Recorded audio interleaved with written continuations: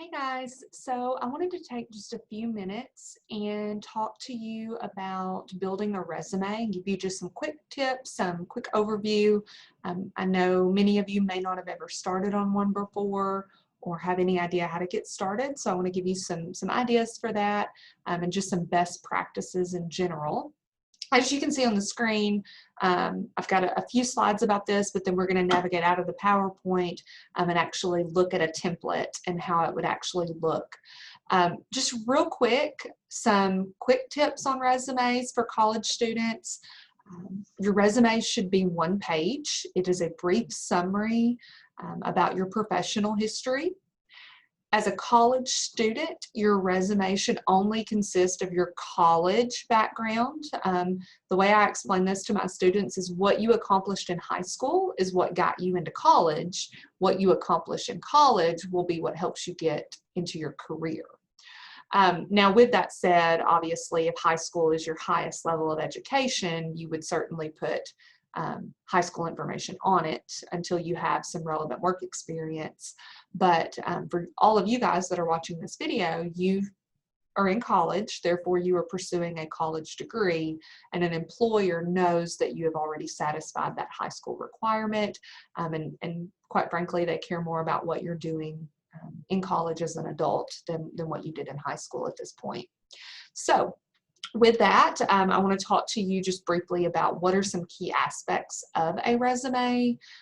Before we dive into that, just again, a resume is a summary or a quick snapshot of your professional history.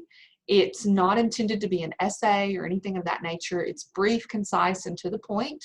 One page only, one full page that has some certain criteria.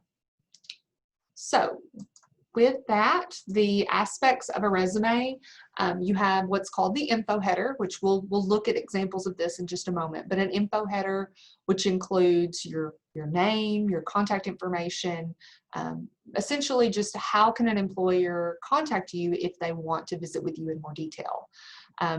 You know, the idea of a resume is it is what helps get you the interview.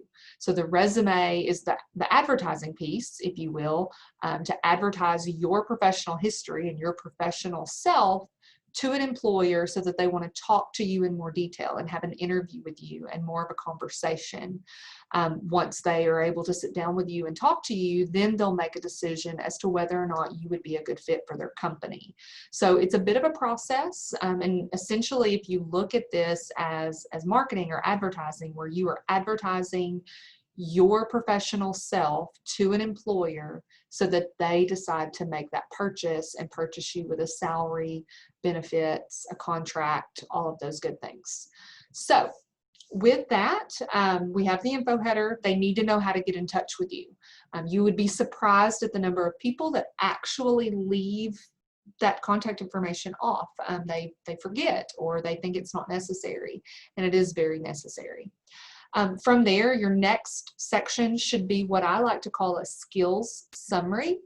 This summary focuses on what are your strengths, what are your abilities as they relate to your field, and how can you use those strengths to benefit the employer. Typically, you see this with maybe 1 to 2 sentences where you communicate maybe your personal brand statement, which is, again, what strengths do you have?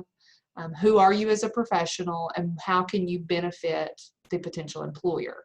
But if nothing else, you should include bullet points. So bullet points of your top skills, your top strengths, and I would focus on the strengths that are most applicable to your career or to your field. And that again is going to be right there at the top, just under your contact information, to really focus in on what skill set you have that an employer needs. The next thing is going to be your education, and I say that for you guys because right now your education is your biggest selling point. It is what you have that is most related to your career, and it is the credential that an employer is going to most desire at this time for you. So you should make sure that that is more at the top or mid-level of your resume. Now, as you go out into the workforce and you've got some relevant work experience towards your career, you can actually flip that and move the education a little further to the bottom and the experience further to the top, simply because at that point, experience would be what sells you the best. But right now, you need to make sure that that education area is just under the skills summary.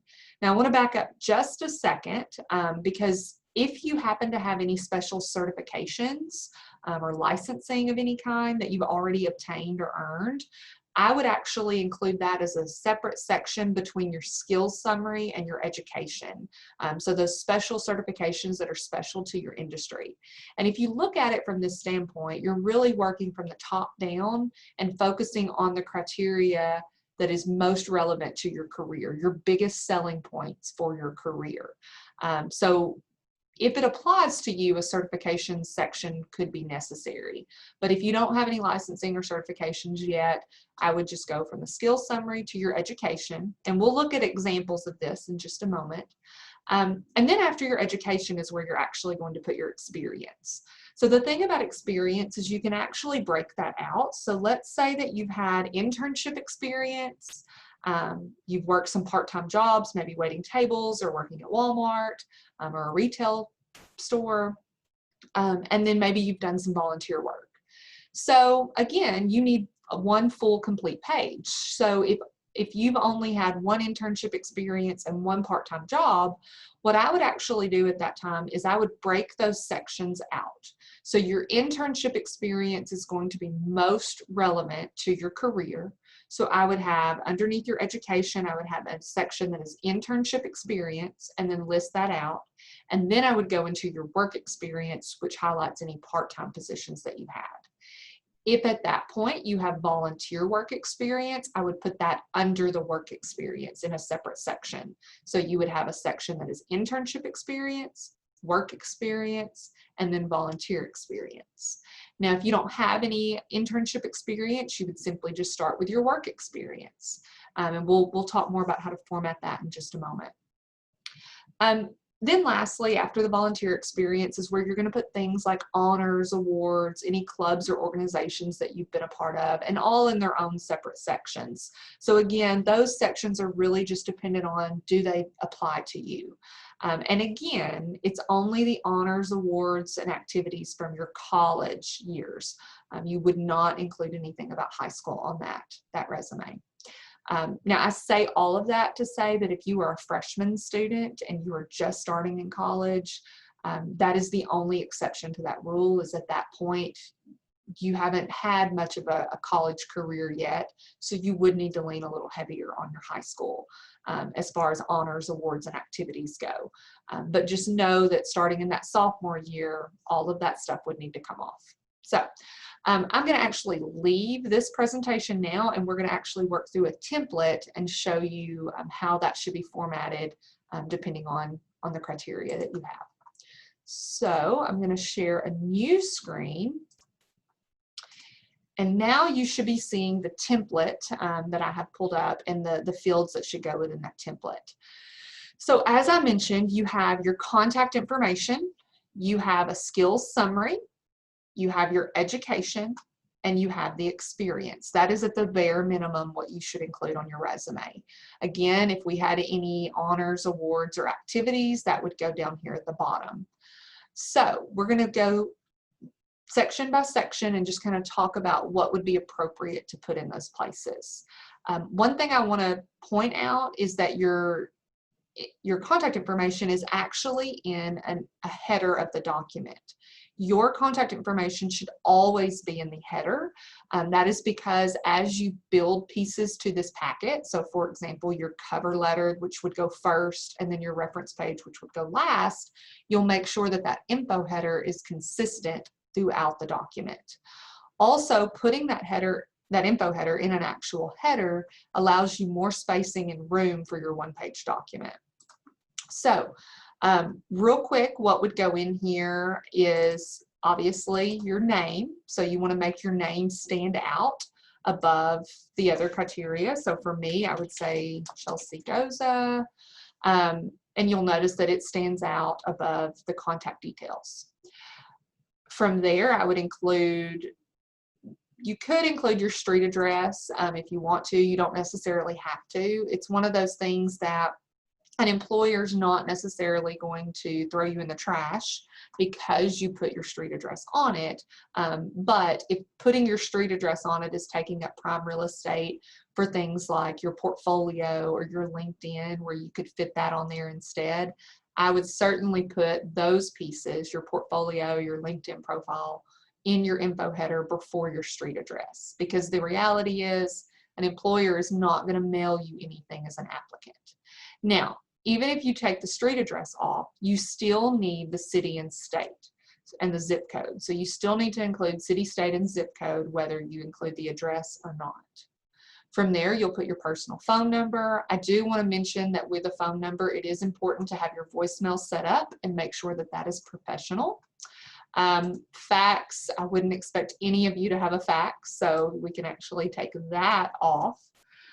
And then your email. So a professional email that you check regularly, that an employer could get in touch with you. So again, contact details in a header at the top. Name stands out with all of your details so that an employer can get in touch with you. From there, you're going to go into the next section, which is your skills summary. You'll notice with this one, it says include your personal brand statement. So a personal brand statement would be something along the lines of, I am a marketing student at Henderson State University pursuing opportunities for an internship. I have great time management, organizational, and communication skills, and I'm excited to use my strengths to help a specific company accomplish their goals. Okay, so you're focusing on who are you as the professional and how can you help somebody else, and what skills can you use to help the industry. Then you would take any skills, those skills mentioned, or any additional skills that are relevant to the industry, and make those bullet points. I always tell students that you need to have at least 3 bullet points and no more than 5 on one column. So if you have 10 bullet points, you're going to put 5 in this column and then make another column and 5 over here. So use that as you will, but really focus in on the skills that make you a great asset and make you stand out above the competition. From there, you're going to have your education. So for your education section, again, high school is not listed on this. Even if you are a freshman, you don't include your high school. The idea is that if you are pursuing a college degree, you have satisfied that high school requirement and an employer does not need it on your resume. So instead, what you would do is you would type in the institution. So in this case, it's going to be Henderson State University. For your graduation, for most of you guys that have not graduated yet, you're actually going to say to be conferred and then the month. So let's say it's May and it's 2022. Which means that you are going to graduate May of 2022. Now, once you graduate, you're going to take the to be part off and just say conferred. Conferred is that fancy resume terminology that simply just means you graduated, but you do want to use this term and not the word graduated. Another common mistake that I see is students with the education section tend to put their start and end date. An employer really doesn't care when you started, they only care when you're going to be finished. And with that note, if you have transferred to multiple universities, you only list the universities where you've earned a degree. So, example, if you transferred from SAU to UCA and now you are at Henderson, but you've not earned a degree from any of those other institutions, the only university you would list is Henderson State. You'll list when you will graduate from Henderson State and the name of your degree. If, for instance, you went to a 2-year school and then transferred to Henderson, so for example, National Park College in Hot Springs, and at National Park you earned an associate's degree, you would include your Henderson State, when you will graduate from Henderson State, the name of the degree that you're earning here, and then underneath that you would include the national park. So it would look something like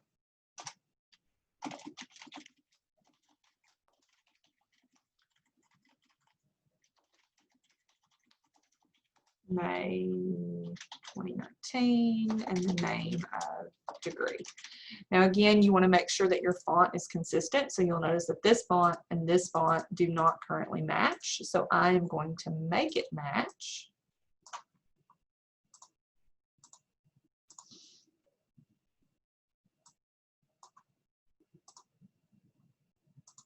And then you want to pay attention to spacing, because there's more spacing here than there is here. So you would want to make all of that format correctly, but you're going to list the degree.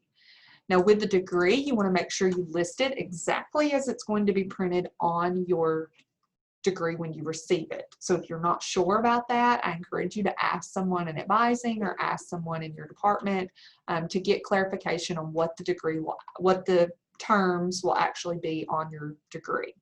So for example, for a business marketing degree, because I mentioned earlier marketing, that's actually my background, I'm going to say Bachelor of Business Administration with a hyphen in marketing, because it is an emphasis area.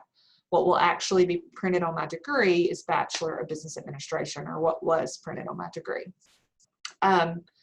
A difference is, for example, our accounting degrees are actually a Bachelor of Business Administration in accounting. So it would actually say in accounting on the diploma or on the degree. So I'm going to change that to in accounting. So it is important that you know what the name of the degree is and you write it correctly on your resume. The common mistake that I see is people will do bachelor's, they'll make it plural or possessive, and it's actually a singular word. So make sure you write that correctly. Now moving down to your experience, so let's assume that this is just your work experience. You're going to list the name of your employer. So let's say that you work at Walmart. I suggested that or mentioned that earlier. So let's say it's Walmart of Arkadelphia. Okay. You're going to put the dates that you worked or work there. So your start date. So let's say you started in May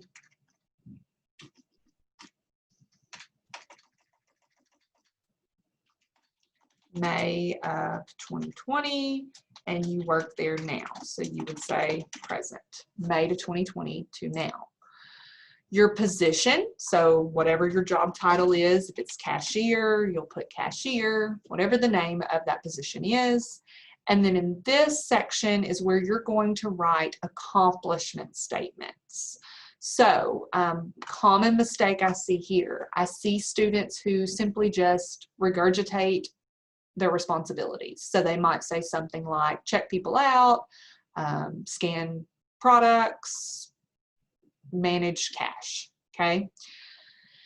Those phrases or those statements are not powerful enough. Remember, this is a marketing document. This is your opportunity to advertise your greatness to an employer. So you want to make those statements stand out in a way that they focus on not just what you did each day, but what you accomplished in that position. So example, let's say you manage a cash drawer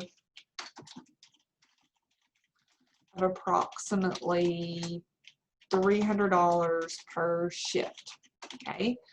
By quantifying that statement and making it more vivid, it validates what I accomplished a little bit more. So an employer can actually envision how much work that is, opposed to manage cash, okay? So make sure you're writing what are called accomplishment statements. You're really selling what you did. And if you can quantify the statement like I did there, where I said $300 per shift or greeted 50 customers per day, give the statement a quantity or a number to focus on, because that helps an employer scale it. That helps an employer really envision how much work it actually was. And then one of the biggest things is make sure that each statement starts with an action verb. So another statement could be greet 50 to 100 customers per day. Okay. So I'm using action verbs to start each sentence or each statement. You'll also notice that because this is present experience, I'm using present tense verbs, where if this were a past experience, so let's say I worked here from August 2019 to May of 2020, I worked at Hamburger Barn. My position was wait staff. Okay. And I said, served 100 to 200 customers per day. Okay. You'll notice that in these statements, I used present tense for the verb. And for this statement, I use past tense, okay, because it is a past experience. So be mindful of that. You also want to make sure that you have a minimum of 3 bullet points per experience. At least 3, no more than 5 or 6, but at least 3 that really focus on what you accomplished in the position. You want to work to get this to a full page, so you can always play with the font.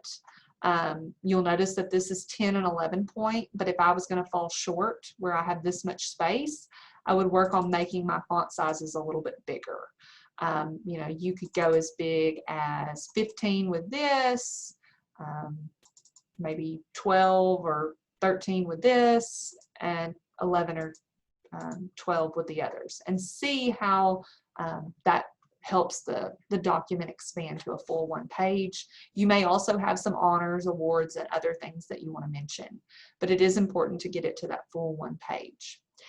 Again, this is just a brief summary of how to build a resume starting from scratch. There are some great templates that you can use, but just follow my instructions here and know that you want to make sure that you're editing that template where it fits for you and you're not boxing yourself in by using their template to a T. So example, I see a lot of templates that say languages. If you only speak English, don't put English, okay? Now if you're bilingual or you speak multiple languages, then yes, you would keep that section and you would list those languages. But if you would take a template, organize it in the format that I've just went over with you, and make sure that you focus on things like your skill set, your accomplishment statements, and using the appropriate terminology throughout, you will be able to build a winning resume to get yourself started in your college career to help you get an internship or a job. So with that, I'm going to leave you. If you have any questions or need any help with this, we do encourage you to contact us at career@hsu.edu. We would be more than happy to review your resume with you and help you to make sure that it is perfect before it goes to an employer. So feel free, email us. Again, that email is career@hsu.edu if you'd like for us to take a look at it. Thanks so much. Bye-bye.